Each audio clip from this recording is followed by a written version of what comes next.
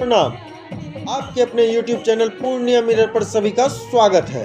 पूरा बिहार इस समय छठ की छटा से चमक रहा है। ऐसे में आपको बता दें कि छठ महापर्व के दौरान कोसी और सीमांचल के जिलों में सूर्योदय और सूर्यास्त का समय अलग अलग होगा। इसकी जानकारी देते हुए पूर्णिया के भारत मौसम विज्ञान विभाग के अधिकारी नवजीत कुमार ने बताया कि पूर्णिया सहित कोसी सीमांचल के सभी जिलों में छठ पर्व पर सूर्योदय और सूर्यास्त का समय अलग अलग होगा। उन्होंने कहा कि अगले 3 दिन तक पूर्णिया और सीमांचल में ठंड से लोगों को राहत मिलेगी। वहीं इस दौरान मौसम का अधिकतम तापमान 30 से 32 डिग्री सेल्सियस तक जा सकता है, जबकि न्यूनतम तापमान 18 से 20 डिग्री सेल्सियस तक जा सकता है। अभी पूर्वा हवा चल रही है, इस कारण ठंड में गिरावट हो सकती है और अगले 3 दिनों तक मौसम के अधिकतम तापमान में वृद्धि भी देखी जा सकती है। छठ महापर्व में सीमांचल के पूर्णिया और कटिहार जिले में 19 नवंबर को सूर्योदय सुबह 6 बजे होगा और सूर्यास्त 4:50 में होगा। वहीं 20 नवंबर को सूर्योदय 6:01 में और सूर्यास्त 4:50 पर होगा। सुपौल जिले में 19 नवंबर को सूर्योदय 6:04 में होगा तो सूर्यास्त 4:53 में होगा। वहीं 20 नवंबर को 6:05 बजे सूर्योदय होगा तो वहीं 4:53 बजे सूर्यास्त होगा। अररिया में 19 नवंबर को सूर्योदय सुबह 6:01 में होगा, जबकि सूर्यास्त 4:49 में होगा। वहीं 20 नवंबर को सूर्योदय सुबह 6:02 में होगा तो सूर्यास्त 4:49 में होगा। सहरसा जिले में सूर्योदय 19 नवंबर को 6:04 में होगा तो सूर्यास्त 4:53 में होगा। इसी तरह से 20 नवंबर को सूर्योदय 6:05 में होगा तो सूर्यास्त 4:53 में होगा। किशनगंज जिले में सूर्योदय 19 नवंबर को 5:59 में होगा और सूर्यास्त 4:48 में होगा, जबकि 20 नवंबर को सूर्योदय 6 बजे होगा और वहीं सूर्यास्त 4:47 में होगा।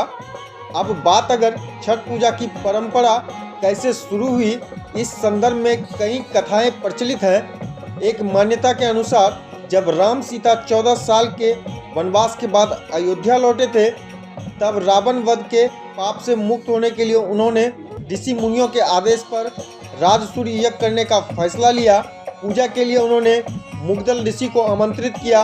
मुग्दल ऋषि ने मां सीता पर गंगा जल छिड़क कर पवित्र किया और कार्तिक मास के शुक्ल पक्ष की षष्ठी तिथि को सूर्यदेव की उपासना करने का आदेश दिया।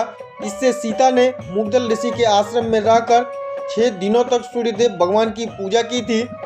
सप्तमी को सूर्यदेव के समय फिर से अनुष्ठान कर सूर्यदेव से आशीर्वाद प्राप्त किया था। हिंदू मान्यता के मुताबिक कथा प्रचलित है कि छठ पर्व की शुरुआत महाभारत काल से हुई थी। इस पर्व को सबसे पहले सूर्य पुत्र कर्ण ने सूर्य की पूजा करके शुरू किया था। कहा जाता है कि कर्ण भगवान सूर्य के परम भक्त थे और वो रोज घंटों तक पानी में खड़े होकर उन्हें अर्घ्य देते थे। सूर्य की कृपा से वह महान योद्धा बने। आज भी छठ में अर्घ्य देने की यही परंपरा प्रचलित है। छठ पर्व के बारे में एक कथा और भी है। किंवदंती के मुताबिक जब पांडव सारा राजपाट जुए में हार गए, तब द्रौपदी ने छठ व्रत रखा था। इस व्रत से उनकी मनोकामना पूरी हुई थी और पांडवों को सब कुछ वापस मिल गया। लोक परंपरा के अनुसार सूर्यदेव और छठी मैया का संबंध भाई बहन का है, इसलिए छठ के मौके पर सूर्य की आराधना फलदायी मानी गई है। इन कथाओं के अलावा एक और किंवदंती भी प्रचलित है। पुराणों के अनुसार प्रियव्रत नामक एक राजा का कोई संतान नहीं था। इसके लिए उसने हर जतन करके देख लिए, लेकिन कोई फायदा नहीं हुआ। तब उस राजा को संतान प्राप्ति के लिए महर्षि कश्यप ने उसे पुत्रेष्टि यज्ञ करने का परामर्श दिया। यज्ञ के बाद महारानी ने एक पुत्र को जन्म दिया, लेकिन वह मरा हुआ पैदा हुआ। राजा के मृत बच्चे की सूचना से पूरे नगर में शोक छा गया। कहा जाता है कि जब राजा मृत बच्चे को दफनाने की तैयारी कर रहा था, तभी आसमान से एक ज्योतिर्मय विमान धरती पर उतरा।